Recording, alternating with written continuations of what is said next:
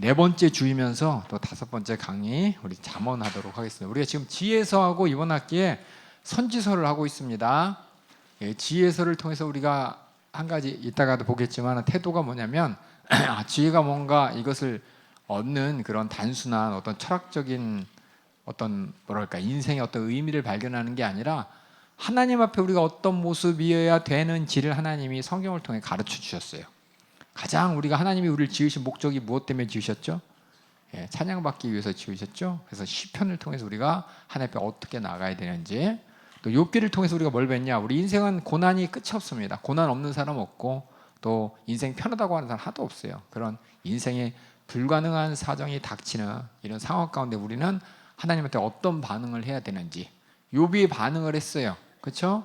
욥이 말로는 불만불평 안 한다면서 아이고 나는 왜 태어났냐, 왜 나를 태어나게 하면서 불만불평 다 하고 하나님도 원망하면서 안 한 척했어요.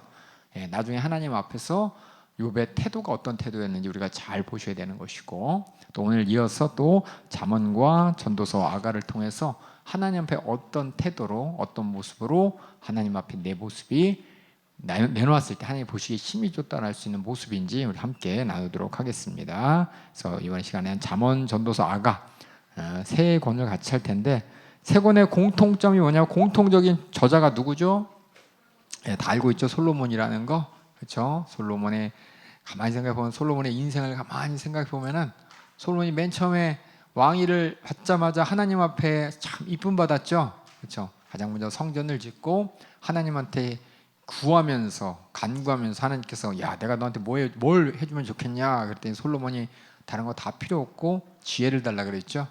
그만큼 우리 인생에서 가장 중요한 지혜입니다. 그래 솔로몬이 젊었을 때 지혜로서 하나님께 축복받아서 성전도 짓고 또 왕궁도 짓고 또 물질도 부유됐지만 좀 시간 지나면서 하나님의 지혜보다는 세상을 의지하는 삶으로 세상에 대한 지식을 탐구하고 세상의 방법으로 삶의 방향이 바뀌면서 어떻게 됐습니까? 700명의 왕비와 300명의 빈을 그렇죠? 데리고서 이제 1000명이라 그런 왕비를 데리고 왔는데 그 여자들이 다 우상을 데리고 와가지고 우상이 그냥 성전에 끄득끄득 넘치고 막 그래서 솔로몬이 결국 우상 숭배하게 되고 그래서 하나님 앞에 버림받게 되는 마지막 노년에 또 이렇게 또 죽어가는데 죽는 것이 아니라 그 죽음이 하나님께서 솔로몬 때문에 성경에 보면은 한편으로는 열왕기 상하에서는 솔로몬의 그런 우상 숭배하는 하나님께서 그렇게 깨우치라고 해도 깨우치지 않던 그것 때문에 나라가 분열되는 역사가 나타납니다. 그래서 솔로몬이 마지막 죽어가면서 참 아쉬운 모습으로 죽었던 모습을 가만히 봤을 때 이 잠언 전도서 아가가 어떻게 보면 솔로몬의 그런 시대예요. 시대. 각각 나이에 맞게 우리 인생이 하나님 앞에 어떤 모습으로 비춰지고 잘된 모습, 잘못된 모습, 진짜 하나님이 원하는 모습이 무엇인지를 하나하나 한번 발견하도록 하겠습니다. 오늘 그래서 먼저 잠언부터 하겠습니다. 잠언 하면은 교훈의 글이에요. 교훈의 글. 잠언에서 자장가인 줄 알았어요. 저는 맨 처음에. 우리 어렸을 때는 저도 마찬가지지만 성경을 읽을 때 참 원래 히브리어라든지 어려운 한자를 모르니까 자기 마음대로 그냥 읽죠. 하박국은 호박국을 읽고 에베소서는 왜 누가 어떤 여자가 애를 가졌나? 에베소서인가? 뭐 이런 얘기 듣고 엉뚱한 얘기 들었어요. 그게 아니라 잠언은 어떤 격언서, 어떤 지혜의 문구들을 모아놓은 겁니다. 요약을 잠깐 할게요. 잠언서는 하나님의 백성으로서 내가 하나님께 대하여 또 하나님이 이 세상에 주신 질서 가운데 부모에 대하여, 자녀에 대하여, 또 이웃에 대하여 국가 등의 관계에 대해서 매일매일 일상생활을 어떻게 정말 성공적으로 살아야 하는지에 대한 하나님의 가르침입니다. 결국 관계예요. 관계. 지혜는 관계를 얘기합니다. 지혜는 그냥 내가 혼자 가지고서 가만히 있는 것이 아니라 사람 간의 관계를 성공으로 이끄는 삶의 패턴이라고도 할 수 있고 삶의 태도라고도 할 수 있습니다. 그래서 주요 저자는 솔로몬이고 솔로몬 외에도 여러 주자가 있어요. 그래서 비유로 나타내기도 하고 또 질문을 또 하기도 하고 짧은 이야기를 하기도 하고 또 금붕어와 같이 기억하기 좋은 형태로 일상의 문제들을 어떻게 대처해야 하는지를 상식선 또 영적 관점에서 설명하고 있습니다. 어떤 사람은 너무 영적인 것만 추구하다 보니까는 솔로몬의 잠언서를 자꾸 영적으로만 해석하려고 그러는데 이건 실제적입니다. 실제적인 것도 있고 하나님과의 관계 가운데 영적인 관점도 있다는 걸 여러분이 꼭 알아두시기 바라면 좋겠습니다. 그래서 히브리어로는 솔로몬의 지혜서라고도 하고 영혼을 나타내서 그냥 잠언서라고 이렇게 표현을 합니다. 그래서 우리나라도 그런 거 많죠. 사자성어 모아둔 집도 있고 또 여러 가지 또 유명한 사람들의 그 명언들 모아놓은 명언집도 있고 여러 가지가 있죠. 이 당시 하나님의 앞에서 우리가 알아야 될 지혜에 대해서 쭉 기록해 놓은 게 잠언입니다. 저자는 솔로몬입니다. 솔로몬이 맞다는 것이 이제 세 단락에 나와 있어요. 1장 1절, 10장 1절, 또 25장 처음에 보면은 솔로몬의 지혜 말이니라 그러면서 솔로몬이라고 되어 있고, 열왕기상 4장 32절 솔로몬의 지혜에 대해서 얘기하기를 3천의 잠언을 언급하고, 3천의 잠언을 저 밑에 적었죠. 저가 3천의 잠언을 말하였고 그 노래는 1,005이며, 그러니까 예체능 쪽으로 또 문쪽으로 문예 쪽으로 참 문과 예체능이죠. 이과는 아닌 것 같아요. 문과적으로 잠언도 말하고 또 노래도 1,005개나 지으면서 참 지혜도 풍부하고 감성도 풍부한 이런 사람이었습니다. 전도서에도 또 이렇게 돼 있죠. 전도자가 지혜로움으로 여전히 백성에게 지식을 가르쳤고 또 묵상하고 궁구하여 잠언을 많이 지었다라고 하면서 전도자인 저자가 자기 자신에 대해 설명할 때 자기는 지혜로움으로 여전히 백성에게 지식을 가르쳤고 묵상했고 또 잠언도 많이 지었다라는 얘기를 합니다. 그래서 잠언이 22장 17절부터 23장 34절 보면은 여기 또 솔로몬이 아니라 그냥 지혜 있는 자의 말이니라 라고 하면서 솔로몬 외에 다른 지혜로운 사람의 말도 이렇게 언급된 걸 얘기합니다. 여기 보면은 성경하고 여러분이 보면 고고학적으로 다른 문명의 어떤 글하고 이렇게 비슷한 부분이 많이 나와요. 여러분 이걸 보면서 성경이 뺏긴 거 아니야? 아니에요. 이거 여러분이 잘 보셔야 돼요. 어떤 현실에 대해서 성경 세상에서 얘기하는 것만큼 성경도 얘기합니다. 다시 말해서 세상에 뭐 예를 들어서 이제 길가메시 서사시라고 거기 보면 노아 홍수 얘기도 나오고 가끔 아담의 타락 얘기도 나오고 그래요. 그걸 보면서 성경에 있는 내용이 아니 저런 다른 문명의 역사서에도 있다니 그럼 뭐가 진짜야? 둘 다 진짜입니다. 둘 다 진짜. 하나는 뭐예요? 그 당시 사람들이 아는 지식을 기록한 거고 또 하나는 하나님께서 그 지식 가운데 하나님의 역사를 또 기록하게 하신 겁니다. 마찬가지로 잠언도 보면은 이집트라는 그 현자들에 의해서 기록된 글하고 똑같은 게 있어요. 당연히 우리 삶 가운데 게으르면 안 되죠. 그런 거 기록되어 있는 거예요. 기록된 거. 뭐 특별한 게 아니라 우리 삶 가운데 게으르면 안 돼요. 부지런해야 돼요. 부모에게 순종해야 돼요. 이런 거 기록하는 건 우리 인간의 양심이 인간의 안에 있는 하나님의 질서가 표현된 거기 때문에 이런 걸 가지고 여러분들 많은 사람들은 그러니까 너무 어렸을 때부터 성경은 진리다, 성경만이 진리다, 이거만 얘기하니까 성경만 가지고 있는 줄 알아. 진리를. 세상 사람들도 하나님의 온전한 지식과 진리는 아니지만 부분적으로 진리 지식을 세상 가운데 발견할 수 있도록 하나님이 우리를 창조하셨습니다. 그렇기 때문에 그런 거에 나와서 특히 그래요. 특히 뭐냐면 조금 안다는 사람, 아예 모르는 사람은 그런가 보다 하는데 조금 아는 사람, 성경을 딴지 걸고 싶고 교회를 딴지 걸고 싶고 너네 하나님만 진짜 하나님이야 이거 딴지 걸고 싶은 사람들은 야 성경만 그런 얘기 있냐, 다른 데도 그거 있는데 성경만 진리라는 거 가짜 아니냐 라면서 이제 도전하기 위해서 여러 가지 고고학적인 서적 가운데 성경에 있는 글하고 똑같은 글이 있는 걸 보면서 막 공격을 해요. 성경만 진리냐? 라면 또 괜히 성경만 진리라고 배운 사람은 이상하네, 성경만 진리인데 왜 그 말이 다른 역사서나 다른 고고학 그 서적이나 그 기록에 남아있지? 혼란하실 필요가 없는 겁니다. 아시겠죠? 하나님이 인간적으로 봤어도 우리가 부지런해야 돼요. 그렇죠?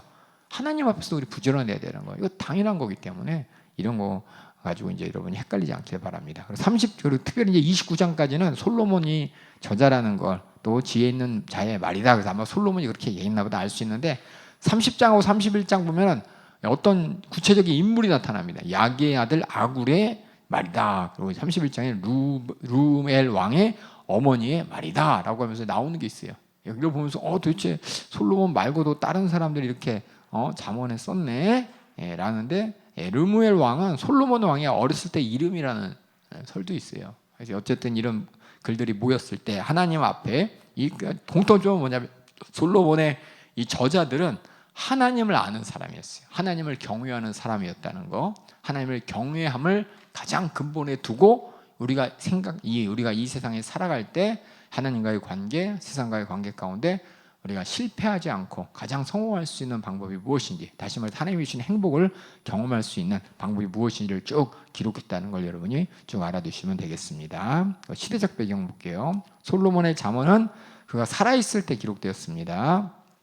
그가 931년에 이제 죽는데 그 전에 기록되었고, 특별히 25에서 29장 잠언은 230년이 아니고 230년 후에 히스기야가 편집했다고 또 기록되어 있어요. 히스기야 왕이 어떠냐면 남유다, 그러니까 북이스라엘과 남유다가 갈라진 다음에 가장 하나님 앞에 그나마 칭찬받았던 왕이에요. 그래서 하나님 말씀대로 살려고 하고 하나님의 율법을 지키려고 하고 했던 왕이에요. 이제 끝에 가면 솔로몬처럼 이게 헷가닥하긴 하는데, 그래도 가장 그래도 하나님 앞에 온전해지려고 노력했던 그 왕도 솔로몬의 글을 이렇게 모아가지고, 또 히스기야가 또 여러 하나님을 경외하는 사람들의 지혜 말을 모아가지고 편집했다고 이렇게 알려져 있습니다. 그래서 지혜 문학은, 이 지혜라는 거 이렇게 잠언 이렇게 모아놓은 거, 이스라엘만 독특한 장르가 아니고 아까 얘기했듯이 다른 근동 국가나 이집트에서 찾을 수 있고 우리나라에서도 찾을 수 있죠. 예, 그렇죠? 사서 삼경보 여러 가지 있죠. 삼강오륜 이런 거, 그렇죠? 거기서도 이제 동일하게 우리 인간으로서 인간의 삶 가운데 가장 중요한 관계와 질서에 대해서 얘기하고 있기 때문에, 이것은 인간이라면 이렇게 바르게 살고 싶은, 옳게 살고 싶은, 하나님이 직접 보이지 않지만 그 신이라는 앞에, 누군지 모르지만 그 앞에 평가는, 누군가 평가할지 모르지만 그 평가는 어떤 지적 존재와 신적 존재 앞에 바르게 살고 싶은 욕구가 있다는 것입니다. 여기 기록된 것을 여러분이 알아두시고, 그래서 아까 제가 별표하고 잠깐 적었죠. 잠언 안에 유대인이 아닌 이방인의 지혜가 담겨 있다는 사실은, 이 말은 뭐냐면 유대인만이 아닌 이방인들도 똑같이 이런 지혜를 언급한다는 것은 하나님의 지혜가 특정 민족에만 국한되지 않고 우리 인간이라면 하나님을 다 의식하면서 살기 때문에 그 앞에 우리가 온전한 질서로 살기 위한 똑같은 공통된 욕구가 있고 바람이 있다는 걸 우리가 발견할 수가 있습니다. 그럴지라도 이스라엘의 지혜 문학이 다른 국가대 지혜 문학 분명히 다른 것은 뭐냐? 다른 거, 이거 중요해요. 하나님을 기준으로 했다는 거예요.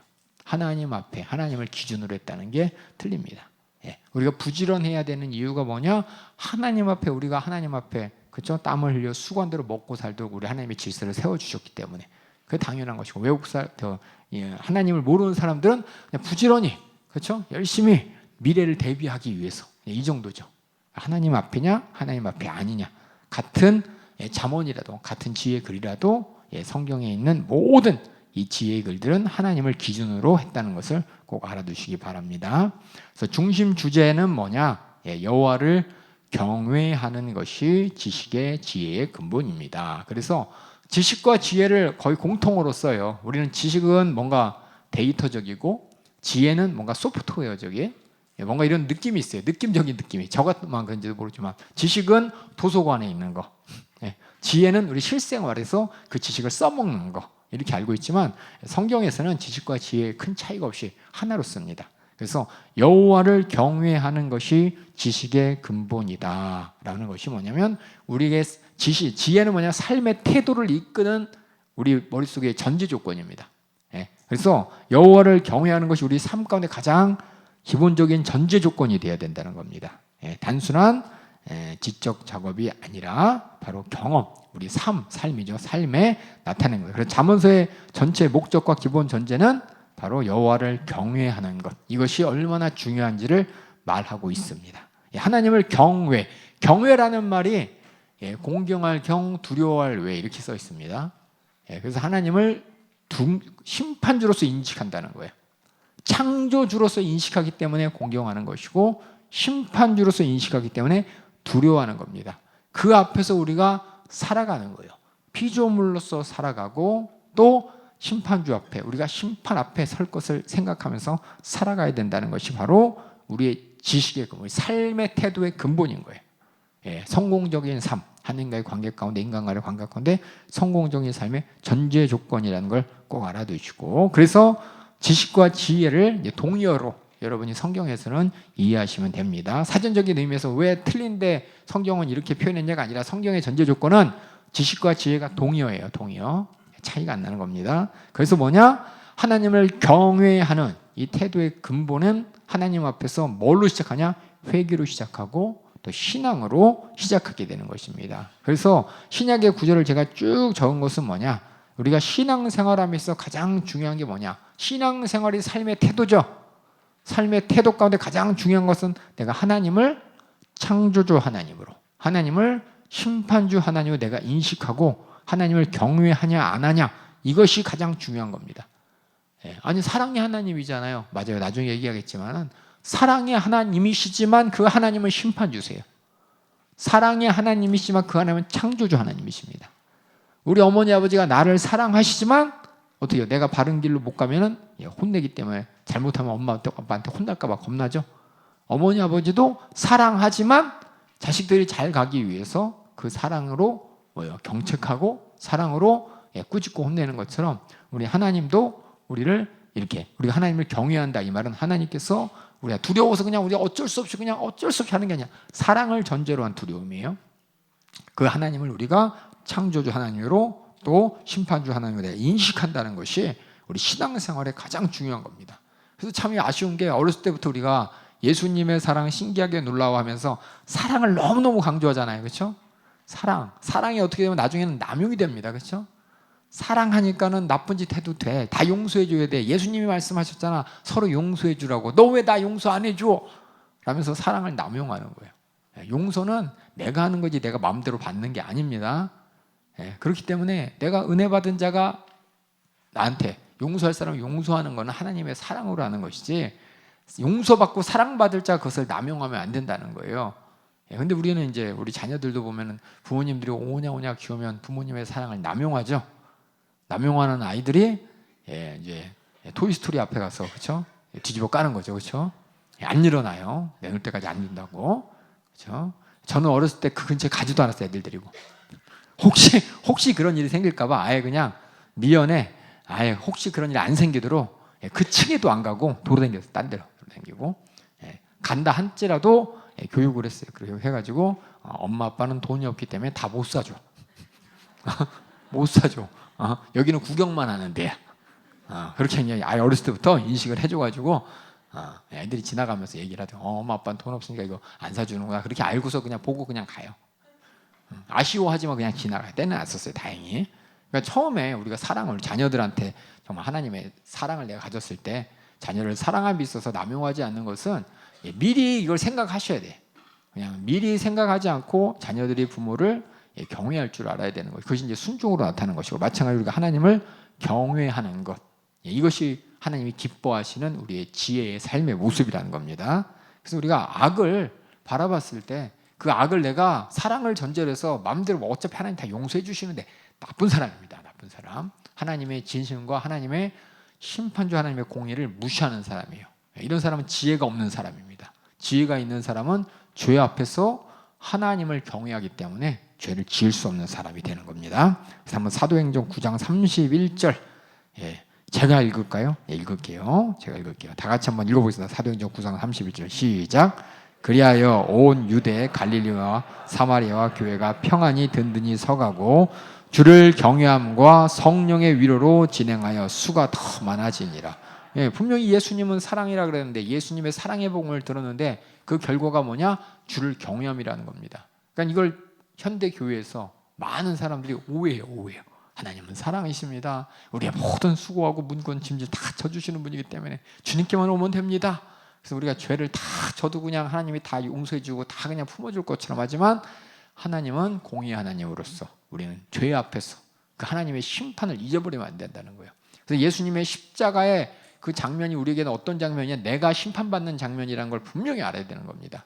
구약의 백성들이 제사를 드리면서 어떻게 했어요? 하나님이 제사의 법칙을 주면서 유대 백성들, 이스라엘 백성들의 기대한 바는 뭐냐면 죄를 지으면 이렇게 죽는 거니까 너 정신 바짝 차리라는 거예요.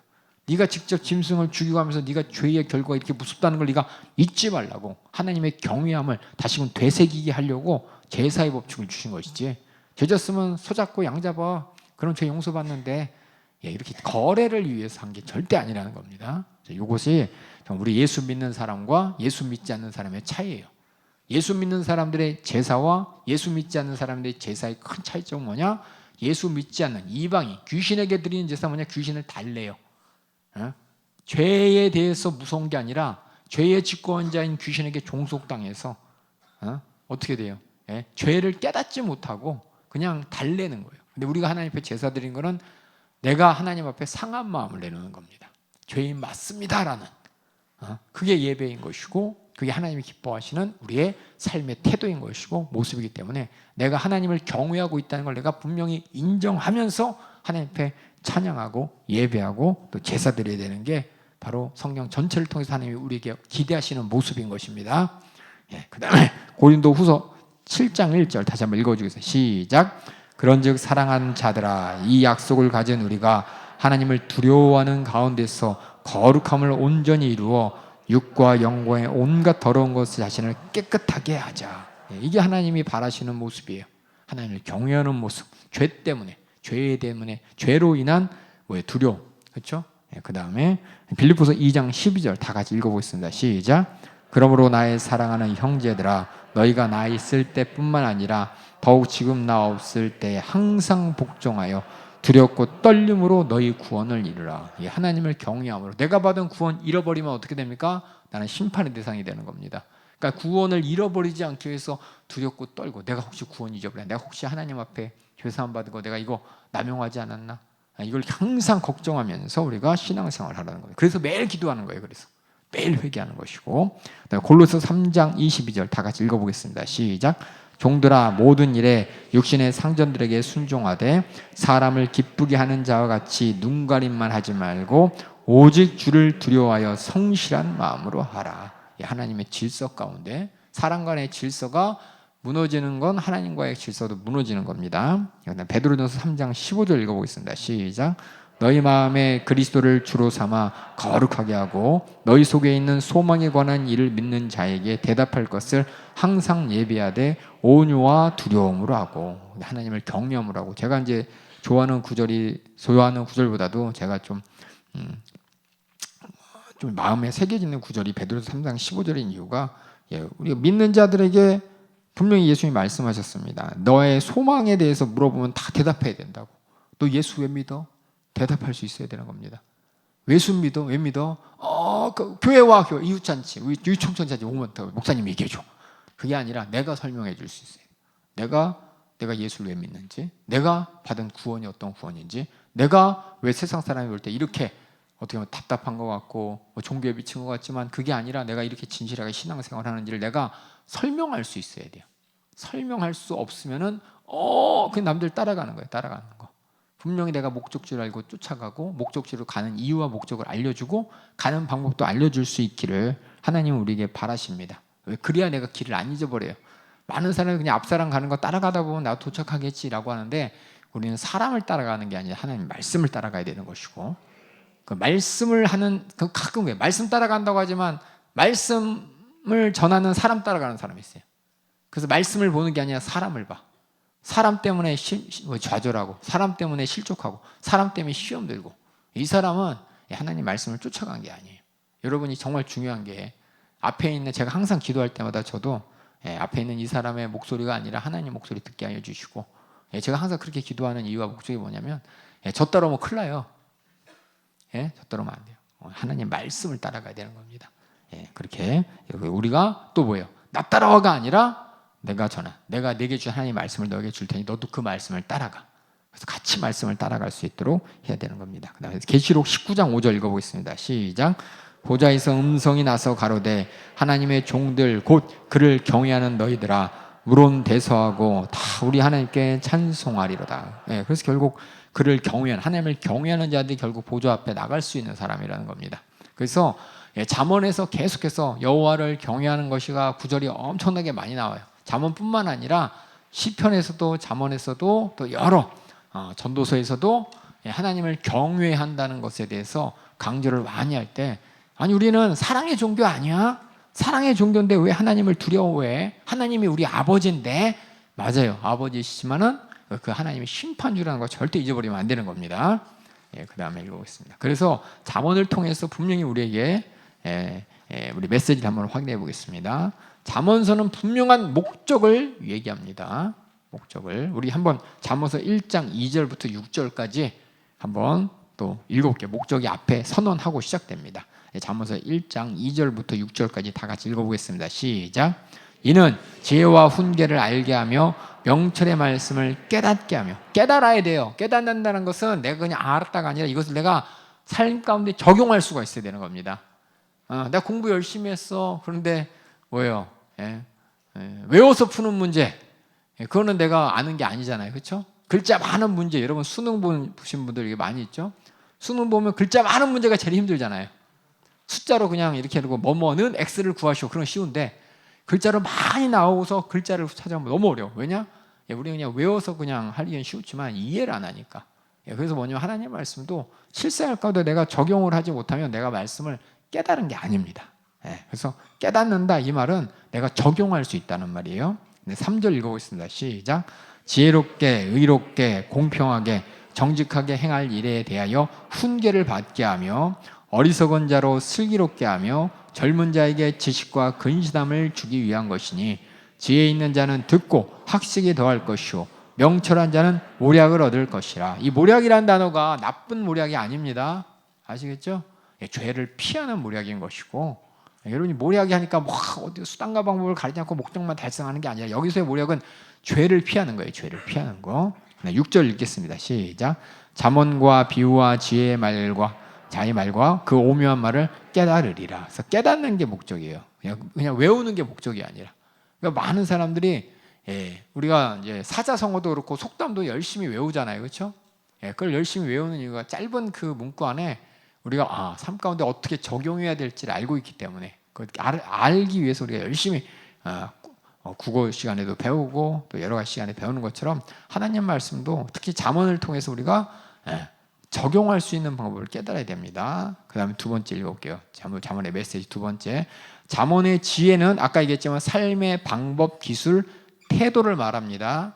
가만히 갖고 있는 게 아니라 내가 그걸 가지고 쓰는 거예요. 쓰는 거. 그래서 지성이나 순간 판단력으로 한정하지 않으며 실질적인 의로운 생활, 도덕적인 느낌, 감각과 관계합니다. 그래서 바로 삶의 모든 영역에 있어서 이게 중요해요. 무엇이 하나님 앞에 의로운 삶인가? 하나님 앞이 중요해요. 하나님 앞에서 어떻게 의롭다 인정받을 수 있는 삶인가? 가장 궁극적인 해답이며 그러한 살 수 있는 그런 기술, 아까 했지만 기술이란 게 삶의 태도, 삶의 방법을 다룹니다. 그래서 우리가 하나님의 지혜의 성회 하잖아요. 그렇죠? 성령의 지혜 하면은 막 성령의 지혜가 뭔지 모르지만 성령의 지식, 은사 하면은 막 뭔가 뭐 서울대 가야 될 것 같고 노벨상 타야 될 것 같고, 그게 아니라 하나님 앞에서 우리가 어떻게 살아가야 되는지 삶의 방법을 깨닫기로 하나님께 성령을 통해서 깨닫게 하신 게 성령의 지혜의 은사인 것입니다. 그래서 지혜롭다라는 말 여러분이 잘 아시죠? 박사 보고 지혜롭다고 하는 게 아니라 그 사람이 공부는 못할지라도 삶 가운데, 그렇죠? 어떻게 참 많은 에너지 소비 안 하고, 그렇죠? 수월하게 삶을 살아가는 걸 보면서 지혜롭다 하잖아요. 많은 사람들이 봤을 때 불의하지 않고 의로운 방법으로 참 삶 가운데 수월하게 사는 것을 지혜롭다 이렇게 얘기하는 것처럼, 우리가 이 지혜라는 단어에 대해서 하나님이 원하시는 지혜는 하나님 앞에서 내가 하나님을 의식하며 사는 겁니다. 하나님을 경외하며 사는 것이 최고의 지혜가 되는 것입니다. 그래서 여러분들이 자식한테, 우리 아이들한테도 하나님이 정말 살아계신다는 것을 계속 말씀해야 돼요. 하나님이 어떤 심정으로 우리를 창조하셨는지, 하나님 심판주라는 걸 정확하게 가르쳐줘서 엄마 아빠 없더라도 아이들이 스마트폰 보고 게임하면 안 되죠? 그렇죠? 엄마 아빠 없어도 스마트폰 갖고 게임하면 안 되죠? 제가 교육국 여기 센터에 있으면 아이들이 쭉 앉아갖고 뭐 이렇게 보고 막 하고 있어.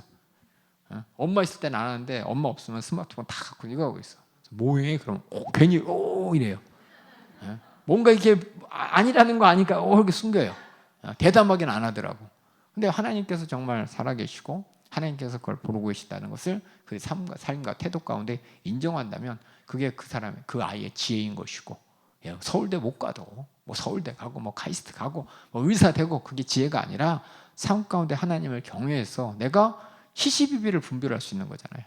스스로 하나님 앞에. 그게 최고의 지혜가 되는 것입니다.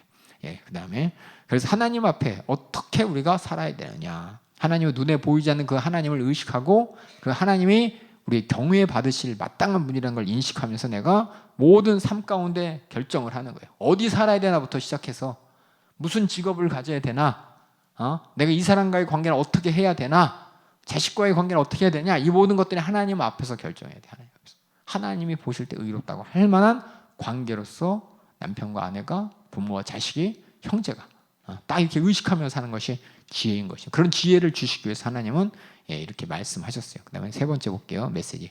고대 근동 지방의 전형적인 잠언은 어떤 형식이냐면 아버지와 어머니가 아들에게 말하는 훈계 형식입니다. 그래서 부모가 함께 믿음 안에서 자녀들을 가르치고 훈육하고 가정의 질서를 무너뜨리는 죄를 직접적으로 언급하면서 자녀들아 너 이렇게 살아야 돼. 자녀들아, 자녀들이 그렇게 살지 못하면 엄마 아버지한테 막 대드는 게 불효가 아니라, 가슴 아프게 하는 게 아니라 어머니 아버지 속상하게 하는 거죠.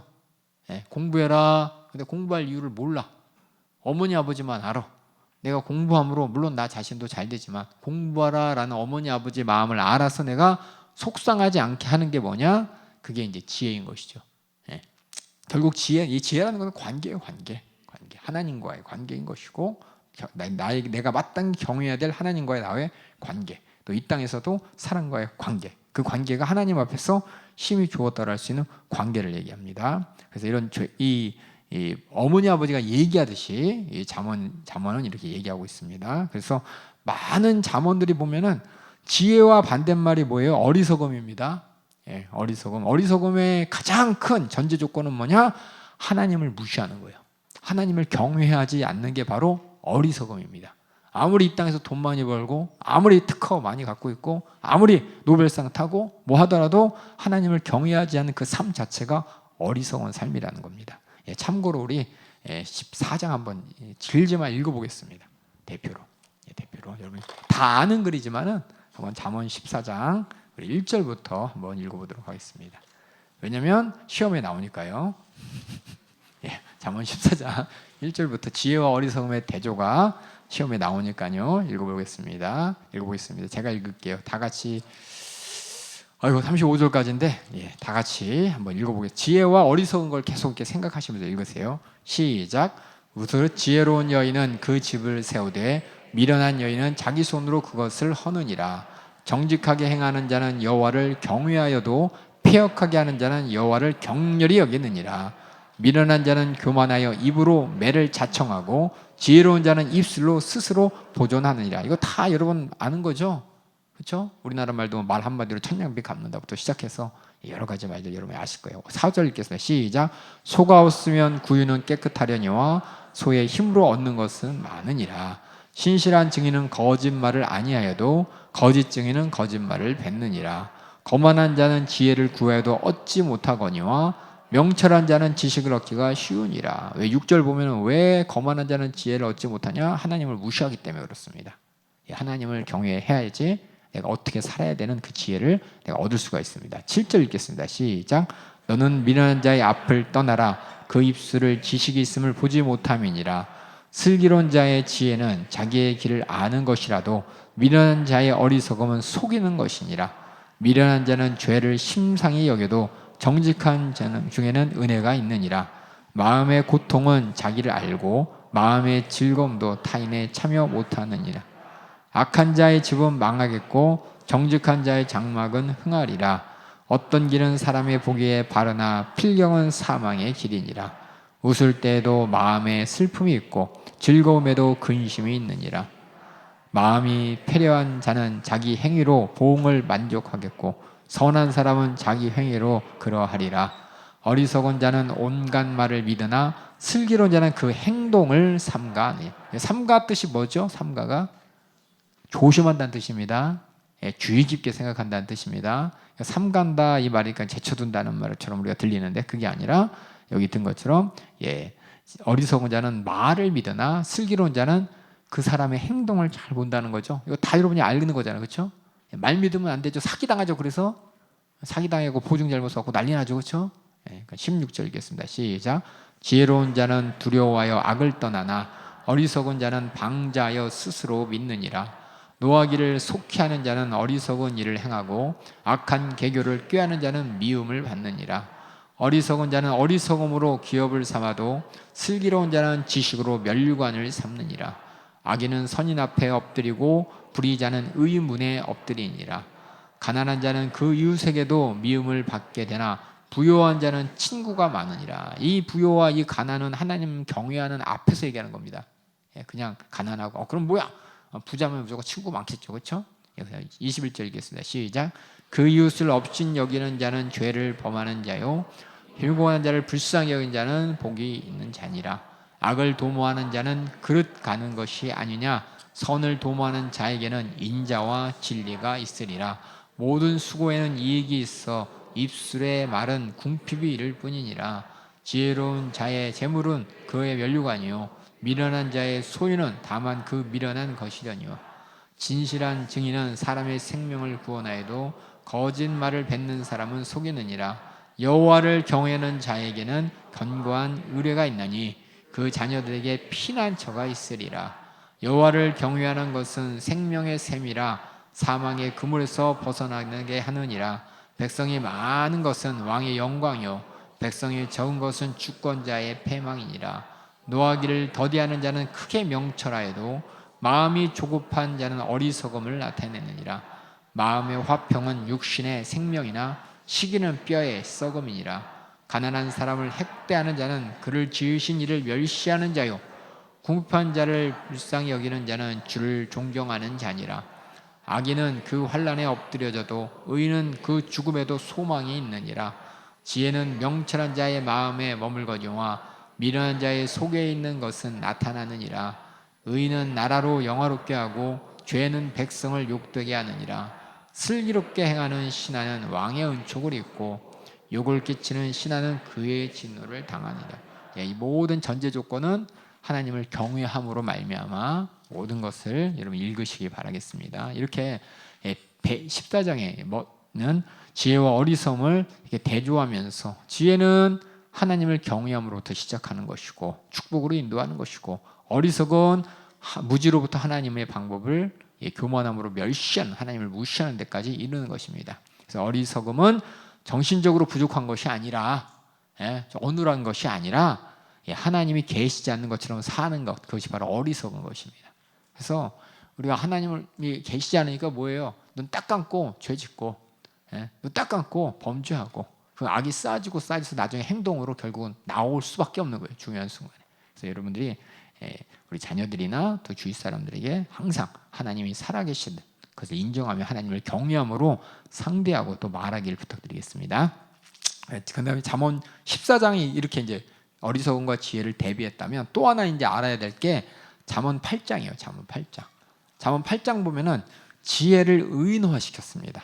의인화. 우리가 여러 가지 이제 우리 기도할 때 이 미움아 떠나가라 그러잖아요, 그렇죠?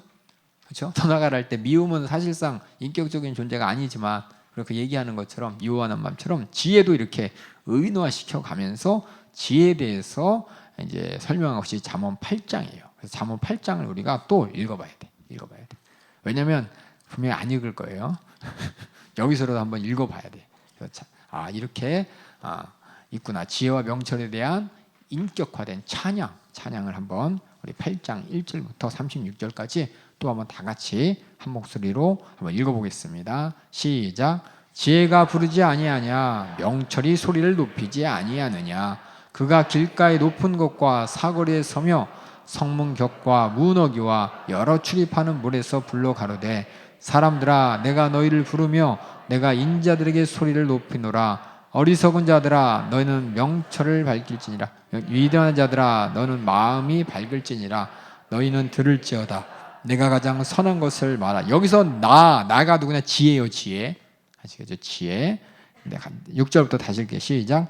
내가 가장 선한 것을 말하리라. 내 입술을 열어 정직을 내리리라. 내 입은 진리를 말하며 내 입술은 악을 미워하느니라. 내 입의 말은 다 의로운즉 그 가운데 굽은 것과 폐역한 것이 없나니, 이는 다 총명 있는 자의 밝히 아는 바요 지식을 얻는 자의 정직이 여기는 바니라. 너희가 은을 받지 말고 나의 훈계를 받으며 정금보다 지식을 얻으라. 대저 지혜는 진보보다 나음으로 무릇 원하는 것에 이에 비교할 수 없음이니라. 나 지혜는 명철로 주소를 삼으며 지식과 근신을 찾아왔나니 여호와를 경외하는 것은 악을 미워하는 것이라. 나는 교만과 거만과 악한 행실과 패역한 입을 미워하느니라. 내게는 도략과 참 지식이 있으며 나는 명철이라 능력으로 있으므로 나로 말미암아 왕들이 치리하며 방백들이 공의를 세우며 나로 말미암아 재상과 존귀한 자 곧 세상의 모든 재판관들이 다스리시니라. 나를 사랑하는 자들이 나의 사랑을 배우며 나를 간절히 찾는 자가 나를 만날 것이니라. 부귀가 내게 있고 장구한 재물과 의도 그러하니라. 내 열매는 금이나 정금보다 나으며 내 소득은 천원보다 나으니라. 나의 의로운 길로 행하며 공평한 길 가운데로 다니나니 이는 나를 사랑하는 자로 재물을 얻어서 그 곳간을 채우게 하려 함이니라. 여호와께서 그 조화의 시작 곧 태초의 일하기 전부터 나를 가지셨으며 만세전부터 상고부터 땅이 생기기 전부터 내가 세움을 입었나니 아직 바다가 생기지 아니하였고 큰 샘들이 있기 전에 내가 이미 났으며 산이 세우심을 입기 전에 언덕이 생기기 전에 내가 이미 났으니 하나님이 아직 땅도 들도 세상 진토에 근원도 짓지 아니하실 때라. 그가 하늘을 지으시며 궁창으로 해면에 두르실 때 내가 거기 있었고 그가 위로 구름 하늘을 견고케 하시며 바다의 샘들을 힘있게 하시며 바다의 한계를 정하여 물로 명령을 거스리지 못하게 하시며 또 땅의 기초를 정하실 때 내가 그 곁에 있어서 창조자가 되어 날마다 그 기뻐하신 바 되었으며 항상 그 앞에서 즐거워했으며 사람이 저할 땅에서 즐거워하며 인자들을 기뻐하였느니라. 아들들아 이제 내게 들으라. 내 도를 지키는 자가 복이 있느니라. 훈계를 들어서 징계를 얻으라. 그것을 버리지 말라. 누구든지 내게서 들으며 날마다 내 문 곁에서 기다리며 문설주 옆에서 기다리는 자는 복이 있나니 대저 나를 얻는 자는 생명을 얻고 여호와께 은총을 얻을 것이니라. 그러나 나를 잃는 자는 자기 영혼을 해하는 자라. 물은 나를 미워하는 자는 사망을 사랑하느니라. 그래서 지혜라는 것을 의인화시켜서 지혜가 주시는 복에 대해서 이렇게 쭉 설명했습니다. 그래서 지혜는 뭐냐? 하나님의 속성, 하나님의 속성이고 또 영적 육적인 생활의 근원이며 또 누구나 열려 있어요. 누구나 가질 수 있어요. 특별히 그리스도 안에서 성육화되어 라는 말이 있어요. 이걸 여러분이 아셔야 될 게 그리스도 안에 성육화되어 그리스도 안에 모든 지혜와 지식과 모든 보화가 감추어 있다라는 것이 골로새서 2장 3절에 그 안에 지혜와 지식의 모든 보화가 감춰 있느니라 라면서 그리스도라는 말을 통해서 이렇게 얘기했고, 고린도전서 1장 30절에 너희는 하나님께로부터 나서 그리스도 예수 안에 있고 예수는 하나님께서 나와서 우리에게 지혜와 의로움과 거룩과 구속함이 되었으니 라면서 예수님이 바로 우리 예수님을 통해서 우리가 하나님을 경외할 이유와 목적을 발견하는 겁니다. 그러니까 하나님의 말씀을 통해서 하나님은 자기 자신이 경외받을 만한 살아계신 창조주의 심판주인 걸 말씀하셨지만 예수님을 통해서 가장 확실하게 우리에게 나타나셨기 때문에 우리가 예수님이 하나님의 지혜다. 여기 보면 지혜를 이제 이렇게 의인화된 모든 표현들이 나중에 보면은 골로새서나 이런 것을 보면은 똑같이 예수님 그 지혜라는 자리에다 예수님을 이렇게 넣어가지고 예수님의 속성과 예수님이 통해서 우리가 하나님을 경외할 이유와 목적을 발견할 수 있다고 계속해서 얘기하는 걸 우리가 나중에 발견하게 될 겁니다. 그래서 잠언 8장의 지혜를 의인화했을 때 이 지혜를 그리스도로 다 바꾸면은 똑같은 뜻이 돼요. 우리가 신앙생활함에 있어 그리스도를 통해서 우리가 무엇을 얻을 수 있고 우리가 무엇을 그리스도를 말미암아 뺏기지 않을 수 있느냐, 그리스도를 멸시하면 우리가 무엇을 이룰 수 있는지를 잘 얘기해서 만약 잠언서 8장에 있는 지혜가를 그리스도로 바꾸면은 여러분들이 예수님이 어떤 분인지 또 하나님께서 예수님을 왜 보내셨는지 더 정확하게 알 수가 있습니다. 그래서 한번 8장을 이렇게 정리해 보면 여기 지혜의 근원 하나님 안에 있고 만세 전부터 있었고 모든 것이 있기 전부터 있었다고 합니다. 지혜가 우리에게 가르치는 것은 명철을 가르치고 밝은 마음을 가르치고 최고의 선을 가르치고 진리를 가르치고 악을 미워할 것을 가르치고 의를 가르치고 지식을 가르치고 근신을 가르치고 무엇보다 여호와를 경외할 것을 가르치고 그 지혜의 가치, 하나님을 경외함으로 우리가 받는 것이 부귀와 명예를 생산한다고 했습니다. 이것만 여기서 얘기하는 부귀와 명예를 여러분이 영적 육적으로 같이 보셔야지 육적으로만 보면은 이건 기복주의 됩니다. 금과 은보다 낫다고 분명히 얘기했고요. 그 안에 복이 있고 생명을 얻는다 그랬습니다. 근데 어리석은 자는 사망을 사랑한다고 얘기한 것처럼 지혜를 통해서 우리에게 하나님께서 주시고자 하는 것은 생명이에요. 생명. 생명이란 차원이 우리가 육적 차원으로 인식하면 안 되는 겁니다. 계속해서 말씀드리지만 이거 한마디 하고 갈게요. 우리 영적이다 육적이다 여러분이 어떻게 인식합니까? 영적 육적을 많은 사람들이 오해하고 있어요. 어떻게 오해하고 있냐? 항상 제가 이렇게 표현하니까 뭐냐? 육적 영적. 그러니까 뭐냐? 정신적 물질적으로 이걸 치환해요. 영적인 것은 정신적이고 육적인 것은 물질적인 것이다 라고 이해하면 안 돼요. 여러분들 잘못된 이해라는 거예요. 이거는 뭐냐면 그리스 철학 그 이원론에 해당하는 플라톤인가 뭔가 하는 그 사람 아리스토텔레스 그런 사람들이 이제 구축해 놓은 인간이 그냥 예측한 어떤 전제 조건일 뿐입니다. 그래서 영적 육적이 정신적 물질적인 것이 아니라 한마디로 말해서 영적은 뭐냐? 하나님과의 관계를 의식하며 사는 것이 영적인 것이고 육적은 하나님 없이 살겠다는 것이 육적인 것이에요. 하나님 없이 내 생각과 마음이 막 발전하고 수많은 뭐 소리를 만들고 수많은 막 감정적인 표현을 하고 수많은 정신적인 어떤 관계를 막 가졌다 할지라도 그것이 하나님과 관계없다면 그건 육적인 거예요. 성경에서 얘기하는 영적 육적과 물질적 정신적과는 쌤쌤이 아니라는 겁니다. 근데 대부분 예수 믿는 사람들이 그렇게 알아. 그렇게 알아. 설교도 그렇게 하니까 그런 줄 알아요. 우리의 정신이 하나님을 모르고 산다면 그건 육적인 거예요. 하나님은 얘 중심으로 사는 거예요. 얘 자체도 얘 중심으로 살고 내 안에 정신도 얘 중심으로 살고 그러니까 눈에 보이는 세상 중심으로 사는 이 물질 중심으로 사는 거 이거 뭐 눈에 보이든 보이지 않든 그렇게 하나님 없이 내가 사는 모든 것들이 다 육적인 것이고 영적인 것은 하나님과 관계돼서 사는 거예요. 그래서 이걸 오해해요. 많은 사람이 오해해. 그래서 내가 영적이다 그러면 하나님과 상관없이 그냥 뭔지 모르지만 뭔가 정신적으로 막 행복하고 정신적으로 포만감 있고 정신적으로 막 뿌듯하고 이걸 영적인 줄 알아요. 왜냐하면 다른 종교나 다른 철학들이 그렇게 써먹어요. 성경에서 얘기하는 영적 육적과 세상에서 얘기하는 영적 육적은 다른 거예요. 다른 거. 세상에서의 영적은 정신적인 것이고 세상에서 육적은 물질적인 것이고 우리가 얘기하는 영적은 하나님과의 관계된 하나님이 주시는 은혜를 누리는 게 영적인 것이고 하나님과 누리지 못하는 모든 육적 정신적 활동 다 뭐냐? 이거 육적이라고 하는 겁니다. 그러니까 이것만 잘 알고 성경을 이해하시면 여러분 되는데 대부분 뭐냐? 세상의 생각 있죠?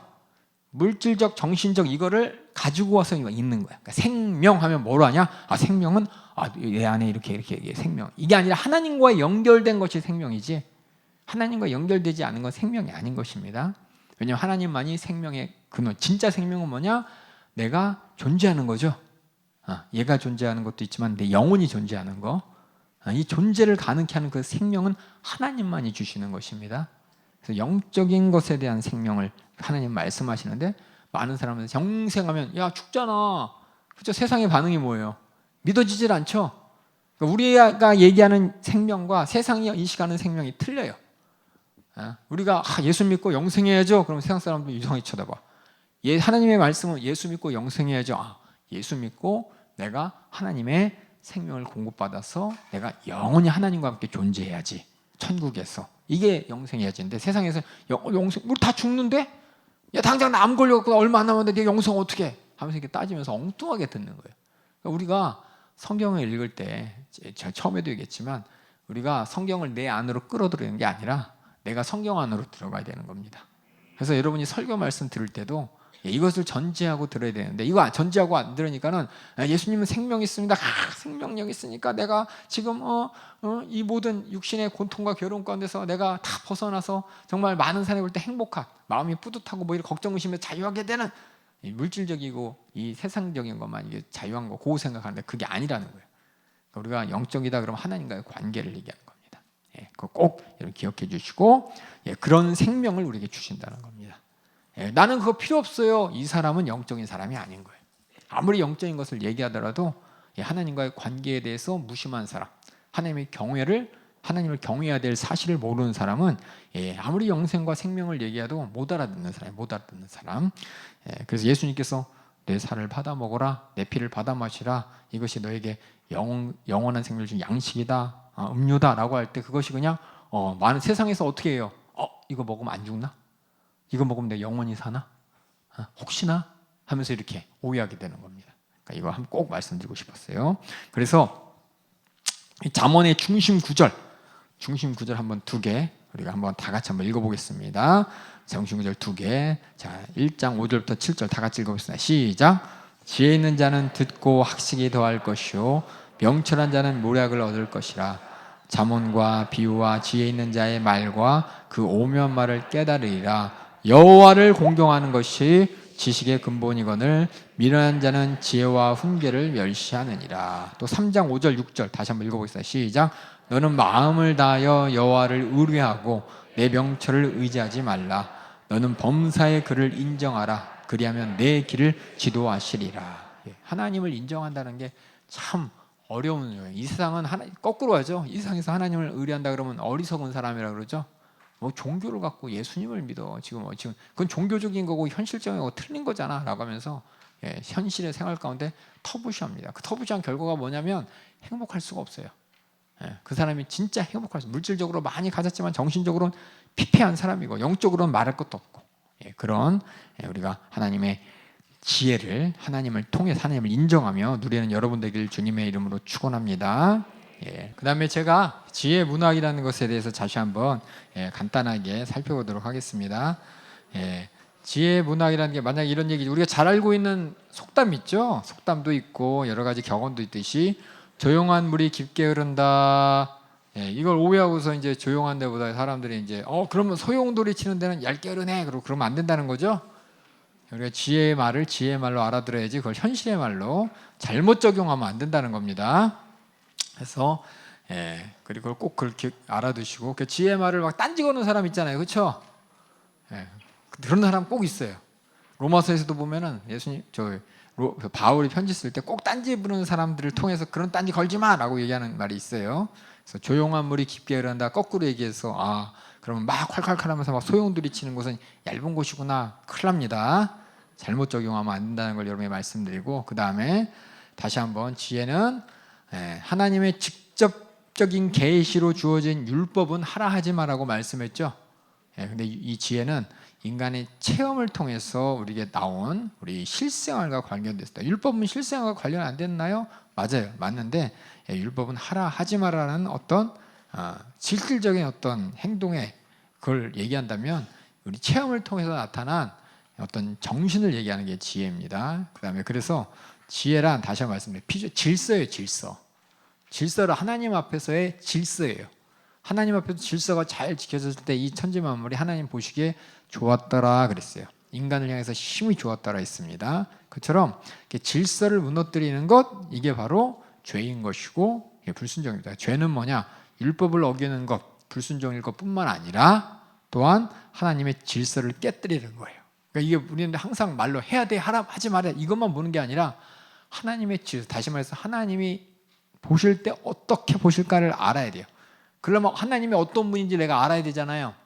그래서 예수님을 잘 알아야 돼요. 예수님이 하나님의 아들이요 하나님의 형상이기 때문에 예수님이 어떤 생각을 가지고 이 땅에 오셨고 어떻게 사람들을 상대하셨는지 예수님의 속마음과 속뜻을 우리는 복음서를 통해서 알 수 있고 또 바울의 서신서를 통해서도 더 잘 알 수 있습니다. 그래서 우리가 성경을 읽는 것은 물론 하나님의 뜻을 알기 위해서 있는데 그 하나님의 뜻이 어떻게 우리한테 구체적으로 실질적으로 보여줬냐? 바로 예수님을 통해 보여줬습니다. 그래서 예수님이 바로 하나님의 형상으로서 온전한 하나님과의 질서를 이루셨고 우리 인간과의 질서를 이루셨기 때문에 이 질서를 깨뜨리는 게 뭐냐? 바로 죄예요, 죄. 막연하게 벌써 각 기관에서 질서가 무너진다. 율법에 있지 않지만 질서가 무너진다. 그럼 죄라는 겁니다. 가정에서 질서가 무너진다. 그럼 죄라는 거예요. 그래서 이 죄는 질서를 깨트리는 것으로 하나님과 인간과 피조물 간의 관계 가운데서도 이 조화를 깨는 것이 바로 죄입니다. 그래서 지혜와 율법 둘 다 하나님께로 왔지만 하나님의 성품을 드러내고 또 피조물에 각인되어 있다는 걸 아시고 그래서 지혜는 창조와 관련됐어요. 창조. 그러니까 지혜, 하나님이 원래 만드셨던 질서가 뭐냐 그 질서를 찾고 발견하는 게 지혜인 것이고 또 율법은 뭐냐면 하나님의 구원의 행동과 관계됩니다. 하나님이 우리를 구원하기 위해서 하라 하지마 네가 안 한 게 뭔지를 콕 집어주기 위해서 율법을 주신 겁니다. 그래서 제가 밑에 썼죠. 질서가 죄로 인해 깨어지고 하나님은 그 질서 존재 위에 계심으로 하나님을 찾지 않고는 지혜를 논할 수가 없습니다. 그래서 질서 하나님. 그래서 하나님을 찾지 않고 질서를 발견할 수가 없어요. 수많은 사람들이 하나님 상관없이 질서를 만들기보다고 민주주의도 만들고 사회주의도 만들고 여러 정치 체계도 만들고 세상의 법들도 만들잖아요. 근데 그 법들이 하나님이 세운 그 질서를 무너뜨릴 때 그 법이 오히려 죄를 조장하고 죄가 아니게 오래버리고. 그래서 이 질서라는 걸 알기 위해서는 하나님을 경외해야 되는 겁니다. 그래서 우리가 기도할 때도 우리 위정자들이 정치하시는 분들이 하나님을 경외하게 하여 주시고 하나님 주신 지혜와 질서로 정책을 세우고 이루게 되라고 기도하는 것은 하나님의 질서를 알았을 때 진정한 죄가 깨어지는 겁니다. 그래서 여러분 이거 잘 아시고 혹시 여기서 나중에 국회의원 되실 분들은 꼭 하나님의 질서를 가지고 입법하시고 또 공무원 하신 분들도 하나님의 질서를 가지고 공부를 다 해주시길 바라겠습니다. 그래서 지혜는 여기 나오죠. 율법의 정신을 보충 설명합니다. 율법이 살인하지 말라라고 했다면 단순한 그런 행동을 얘기했다면 지혜는 살인에 이르는 수많은 무질서한 상황을 어떻게 질서로 만드는지 피할 수 있는지를 얘기하는 것입니다. 율법이 또 가늠하지 말라 그랬다면 지혜는 가늠하지 말라 이건 이미 질서가 깨졌잖아요. 그렇죠? 질서 깨지기 전에 어떻게 이 질서를 무너뜨리지 않을까 이런 가늠할 만한 상황을 내가 피해가는 게 바로 지혜인 것입니다. 그래서 하나님께서 우리에게 말씀을 우리는 자꾸만 율법만 강조해요. 그렇죠? 율법을 통해서 하라 하지 마라 그것만 찾는데 진짜 하나님께서 원하는 건 우리가 하나님의 질서 가운데 있기를 원하고 질서가 무너뜨리는 그걸 피하기를 원하시는 겁니다. 그래서 하나님이 우리에게 지혜를 주신 것이고 그 지혜가 누구냐? 그리스도예요. 그리스도. 하나님의 형상으로서 지혜. 아까 잠언서 8장에 있는 지혜가 라는 것을 그리스도로 싹 바꾸면 예수님의 성품과 예수님의 이 땅에 오신 목적과 예수님의 존재가 더 잘 알을 수 있는 것처럼 이렇게 지혜가. 그래서 성령의 지혜의 은사라는 것은 죄를 진리해야 질 수 없는 거예요. 질서를 무너뜨리지 않는 방법을 찾아가는 것이고 그것을 삶 가운데 적용하기 때문에 아까 얘기한 것처럼 아이들이 너무너무 그 장난감 동네 가서 막 요치고 난리치면 가지 마세요. 가지 마시고 뭐 보면서 막 난리치면 텔레비를 없애세요. 스마트폰 없애고. 이게 지혜예요. 지혜. 그런 무질서한 상황을 만들지 않기 위해서 길을 만드는 거기 때문에 내 자신도 내가 스마트폰 갖고 이거 안 된다 그러면 앱을 지우세요. 아니면 담임 목사님도 얘기하잖아요. 방해되니까 이 폴더폰으로 바꾸고. 그래도 지금 뭐 늦춰지면 어떻게 세상 사람 다 저렇게 살면 어떻게 그렇게 살지라도 죄를 이길 수 있잖아요. 여러분들이 지혜를 구하는 게 예를 들어서 나 그거잖아요. 음주운전이 걱정돼. 그럼 그 사람이 할 수 있는 방법이 뭐예요? 술을 안 먹든지 차를 안 사든지. 차를 안 사면 음주운전을 안 하든지. 술을 안 먹으면 둘 다 나쁜 거지만 그렇죠? 이렇게 근본적인 문제를 해결해야 되는데 맨날 술 먹고 운전하는 사람이 내가 술 먹고 운전했다고 실수한 사람이 술 먹어서 실수했다고 술을 먹지 말아야죠. 그렇죠? 아예 술이 없는 나라를 가든지 그렇죠? 술을 안 파는 동네를 가든지 그렇게 극단적인 방법을 취해서라도 질서를 지켜야죠. 이게 이제 지혜예요. 지혜. 그래서 이 잠언서의 구조를 제가 한번 쭉 썼고 여러분에게 한 가지 말씀드릴 거예요. 맨 밑에 31장 보면 루엘의 말이니라 나와 있죠. 그게 뭐냐면 루엘이 엄마가 이렇게 얘기했어 라면서 어머니가 했던 말을 이렇게 쭉 얘기해 줍니다. 그 얘기가 다 뭐냐? 현숙한 여인의 덕에 대해서 얘기합니다. 그래서 너 이런 여자 만나야 돼 라는 얘기예요. 우리 아들 가지신 분 손으로. 아들 가지신 분들은 요거를 꼭 자녀들한테 하루에 한 번씩 읽어주세요. 우리 시집 가야 될 우리 자매들도 읽어서 어떻게 해야 되지 내가 시집 잘 가는구나 잘 읽어주시기 바랍니다. 그래서 여기 보면 또 절이 보니까 22절이야. 22절. 지난 시간 시편 얘기하면서 히브리 알파벳이 22개라 그랬죠. 22개이기 때문에 여기도 현숙한 여인에 대해서 22개가 나온 거는 얼마나 귀에 못이 박히게 엄마가 얘기해 줬을까요? 루멜 왕한테. 그렇죠? 도는 하얀 도라지 레그처럼 A, B, C, D, E, F, G, Z까지 막 얘기한 것처럼 아마 그렇게 귀에 그냥 못이 박히게 해줬으니까 루엘이 우리 어머니가 이렇게 얘기했어 라고 하면서 얘기했겠죠. 그러니까 여러분들도 이렇게 귀가 막히게 귀가 막히게 아니라 귀에 못이 박히게 하나님 말씀을 잘 듣고, 특별히 우리 아들 가지신 우리 어머님들, 또 시집가야 우리 자매들 잘 들어주시기 바랍니다. 전도서 보겠습니다. 전도서. 전 전도서 그래서 이거 들으면 전도하는 방법 나오는 줄 알았어요. 아니죠. 전도서는 뭐냐면 도를 전하는 거죠. 도를 전하는 게 전도입니다. 여러분 교회 오세요. 이거 아니에요. 전도가. 교회 와. 이웃 초청주일이야. 교회 와. 한번 와. 이거 전도 아니에요. 예수를 왜 믿어야 되는지 내가 얘기해주고 설명해줘야 되는 겁니다. 내가 예수를 어떻게 만났는지, 그래서 내가 무엇을 깨달은지 설명해주는 게 전도입니다. 그래서 요약할게요. 전도서는 심오한 책으로 이 땅의 삶에 대한 목적과 의미를 기록하고 있습니다. 수많은 세상의 사람들이 왜 사나, 뭐태 사나, 뭐 먹고 살아야 되나, 수많은 사람들이 걱정, 근심과 또 염려와, 또 철학자들은 인간의 삶의 목적, 생의 목적, 뭐 별의별 게 다 해요. 성경 말씀에 하나님께서 다 그 목적과 의미를 말씀해 주셨습니다. 특별히 우리를 둘러싼 모든, 그렇죠? 세상 참 무질서하죠? 무질서한 이 세상 가운데 하나님을 경외하지 않는 사람들의 불공정과 불합리에 대해서 말하는 겁니다. 이런 세상 가운데 우리가 어떤 목적을 갖고 살아야 되는지, 전도서의 어린 에클레시아, 이거 에클레시아 어서 들었죠? 그렇죠? 여기서는 에클레시아 많이 들었던 거예요. 빵 이름인가요? 나만 하네요. 죄송해요. 집회를 여는 사람의 의미로서 설교자란 뜻을 갖습니다. 역시 마찬가지로 솔로몬이에요. 1장 1절에 다윗의 아들 예루살렘의 왕이 글 쓴다고 해서 솔로몬인 걸 알고, 전통적으로 죽기 직전에 솔로몬, 노년의 솔로몬이 인생을 바라보면서 적은 것이다 이렇게 인정하고 있습니다. 보면은 당시 솔로몬이 인생의 말년에 상당히 좋은 분위기가 아니었어요. 인생의 중반만 하더라도 그냥 와이프가 1000명이고 막 승승장구하면서 대단한 것 같지만, 인생 마지막은 정말 힘들었어요. 열왕기상 11장에 보면 솔로몬이 이방신 섬기는 것을 시작을 해가지고 솔로몬을 대적하는 사람이 나타나요. 정복했던 그 다른 민족들의 왕들이 한때는 솔로몬에게 덤비질 못했는데 갑자기 말년에 막 덤벼요. 세력을 얻어서. 그리고 솔로몬의 가장 충실한 이 밑에 신하가 또 솔로몬을 대적해서 북이스라엘을 나중에 세우게 됩니다. 여로보암인데 오고. 그렇게 솔로몬이 죽는 걸 보면서 말년이 참 하나님 앞에서 참 지혜롭지 못했고 참 불쌍한 인물이 바로 솔로몬이었습니다. 그래서 막 되게 부정적인 언어들이 많이 나와요. 그래서 이런 솔로몬의 마지막에 이런 부정적인 분위기, 염세적 분위기가 전도서가 낙관적 분위기의 자문서와 상당히 이렇게 왜 이렇게 다르지가 아니라, 우리 인간과 하나님을 이해하기 위해서는 하나님과 관계 가운데 잘된 모습도 있지만 잘못된 모습도 우리가 바로 알아야 된다는 겁니다. 서로 상호 보충하고 있다는 것을 알아주시면 되겠습니다. 중심 주제는 헛되다는 거예요. 헛되다는 거. 헛된데 이게 뭐 허무주의를 얘기하는 게 절대 아닙니다. 그래서 솔로몬의 육욕, 정욕을 만족시키는 이 수많은 욕심과 정욕과 또 와이프를 1000명이나 뒀다는 이 사건이, 그렇죠? 의자왕은 3000명인데 그 3000명 아니죠? 3000이죠? 다 알고 계시죠? 솔로몬이 그보다 훨씬 더 참 정욕적으로 살았어요. 우상 숭배로 인해서 수많은 인생을 어리석게 살고 하나님을 경외하지 않았다는 뜻입니다.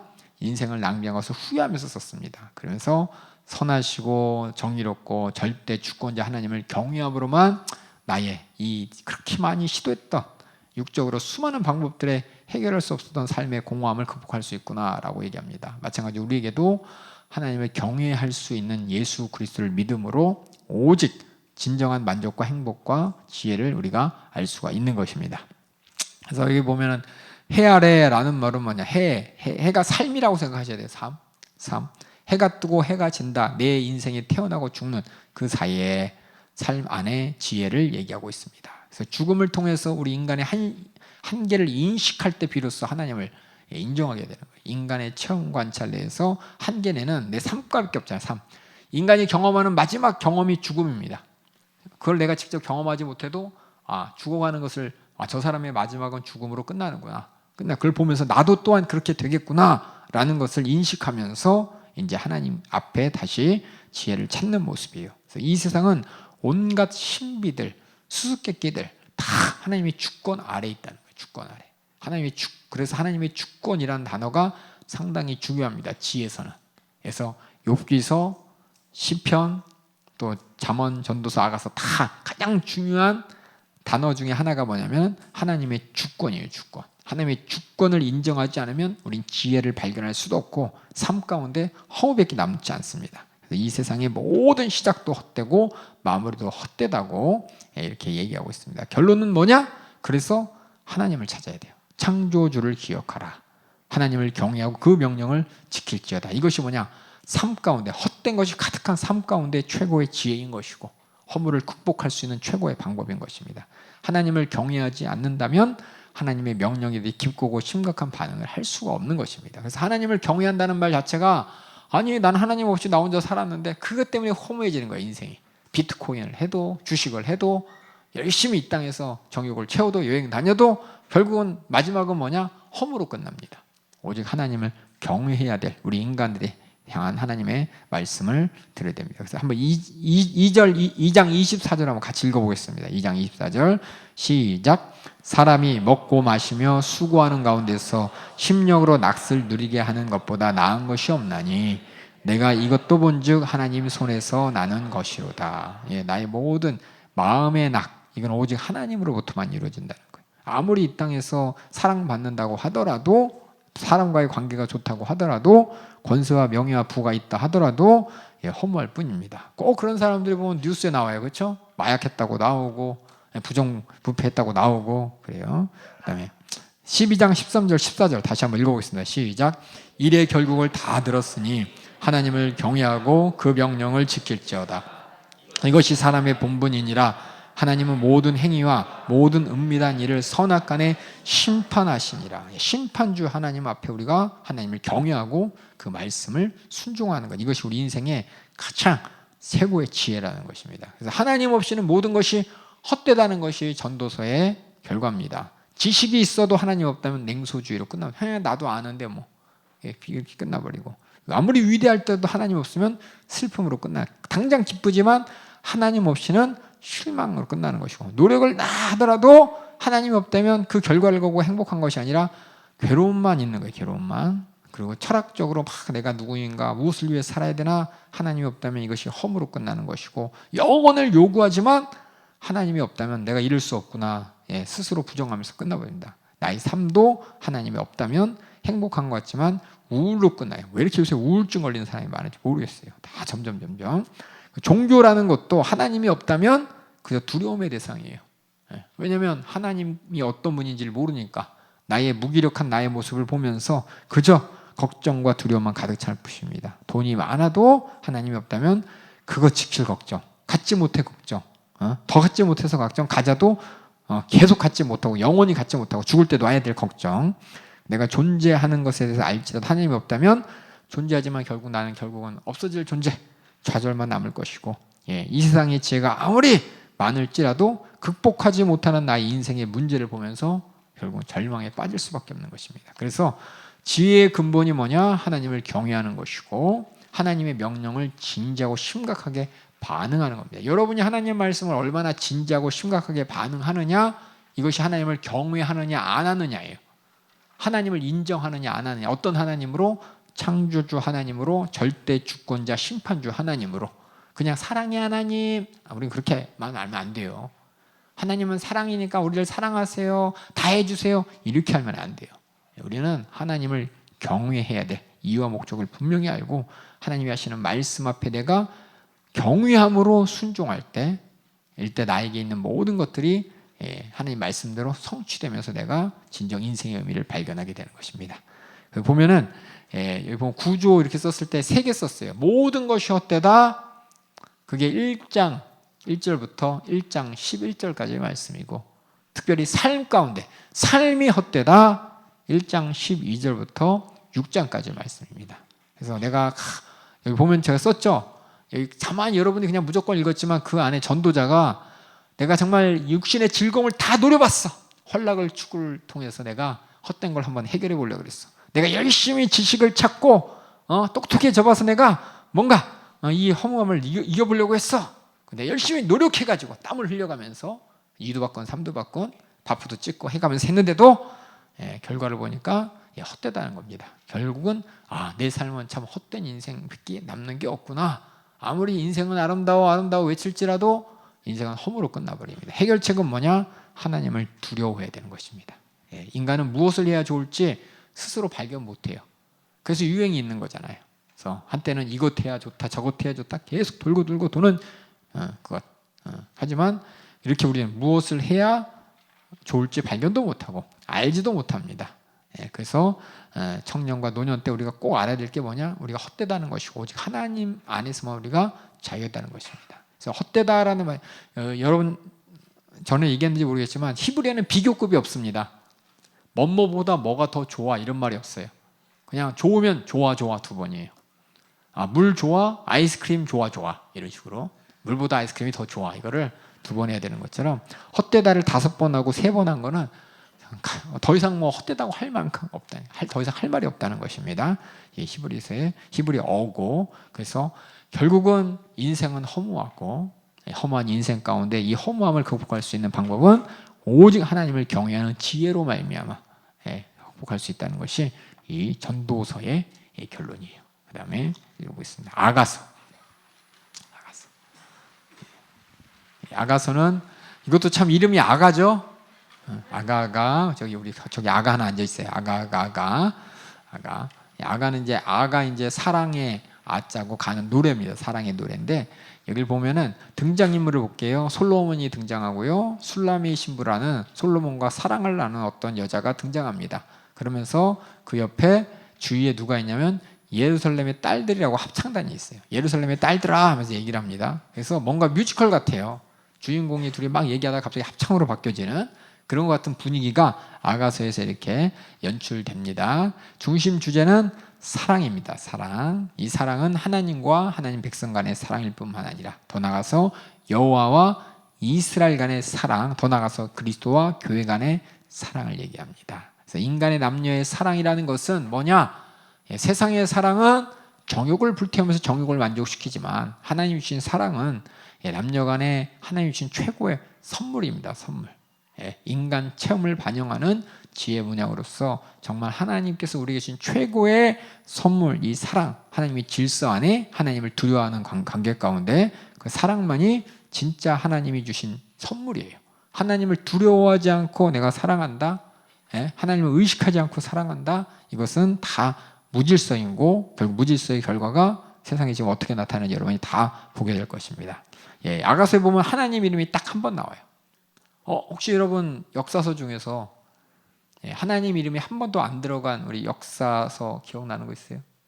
에스더였죠, 그렇죠? 그것처럼 그렇게 나타나지 않지만 여기 뭐 하나님의 이름도 하나님이 이렇게 하셨다가 아니라 그냥 하나님 이름을 잠깐 얘기하지만 이 모든 아가서를 보면은 뭘 느끼냐? 하나님이 우리를 이렇게 사랑하시는 거. 사실은 하나님을 두려워하고 경외해야 될 하나님이라고 제가 앞에서부터 계속 얘기했죠.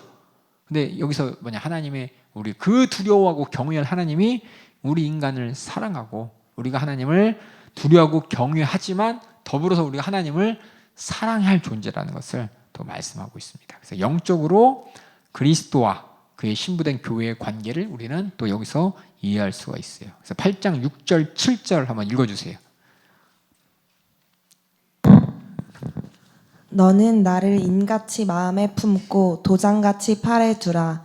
사랑은 죽음같이 강하고 투기는 음부같이 잔혹하며 불같이 일어나니 그 기세가 여호와의 불과 같으니라. 여기서 한 번 나와요. 여기서 한 번. 하나님의 이름이. 그러니까 하나님께서 그 하나님의 불과 같은 그런 무지막지한 거부할 수 없는 그런 사랑이라는 거예요. 그 사랑의 기세가. 7절 읽어주세요. 이 사랑은 많은 물이 꺼치지 못하겠고 홍수라도 엄몰하지 못하나니 사람이 그 온 가산을 다 주고 사랑과 바꾸려 할지라도 오히려 멸시를 받느니라. 그렇게 할 수 없다는 것이죠. 사랑이 최고죠, 최고. 세상 사람들이 다. 근데 다시 한번 말씀드리지만은 하나님을 두려워하지 않는 그 사랑은 무질서인 것이고 죄라는 결과가 나올 수밖에 없는 것입니다. 그래서 이렇게 뜨거운 사랑 보세요. 나를 인같이 마음에 인이 뭐예요? 화인. 인이 뭐예요? 인이 불로 지져갖고 쿡 새기는 거잖아요. 도장 콱 찍는 거, 그렇죠? 그리고 죽음같이 강하고 하지만 투기는 음부같이 잔혹하다. 어이구, 사랑하는데 사랑 안 해주면 이렇게 투기가 나가지고 아주 그냥 무서운 복수가 불같이 일어난대요. 그리고 이 사랑이라는 것은 누가 막을래야 막을 수 없다고, 바꿀래야 바꿀 수도 없다고, 사랑의 위대함을 얘기하는 것이 아가서인데 이것이 뭐냐? 하나님의 인간에 대한 마음인 것이고 경외함 뿐만 아니라 하나님의 두려운 존재일 뿐이지만 두렵기만 하고 우리가 경외할 하나님이지만 하나님과 우리 인간관계 가운데 이 사랑이라는 것을 잊지 말라 그럽니다. 나중에 선지서도 얘기하겠지만 호세가 또 열심히 하나님의 사랑에 대해서 얘기합니다. 그다음 메시지는 뭐냐면 사랑에 대해서 우리가 바로 이해되는 거예요. 예. 그래서 인간에게 있는 순수한 사랑, 순수하다는 뜻이 뭐냐면 하나님을 경외하는 사랑이에요.